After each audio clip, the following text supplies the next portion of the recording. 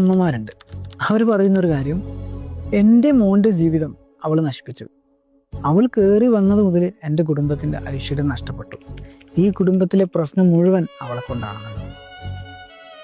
അവൾ ഈ വീട്ടിലേക്ക് കയറി വന്നത് പ്രശ്നം ഉണ്ടാക്കാനാണോ? അല്ലെ ആദ്യമേ പ്രശ്നമായിട്ടാണോ വന്നത്? അല്ലല്ലോ. അവൾ ഇങ്ങനെയൊക്കെ ആയി മാറാൻ പ്രധാനപ്പെട്ട കാരണം ആരാ? അവൾ നിങ്ങൾ വീട്ടിലേക്ക് കയറി വന്ന സമയത്തേ നിങ്ങൾ ട്രീറ്റ് ചെയ്ത രീതി എങ്ങനെയായിരുന്നു? നിങ്ങളുടെ മകൻ ട്രീറ്റ് ചെയ്ത രീതി എങ്ങനെയായിരുന്നു? ഇനി നിങ്ങളുടെ നിന്ന് എന്തെങ്കിലും അപാകത ഉണ്ടാകുന്ന സമയത്ത് നിങ്ങളെ മകൻ അവളെ സംരക്ഷിച്ചത് എങ്ങനെയായിരുന്നു?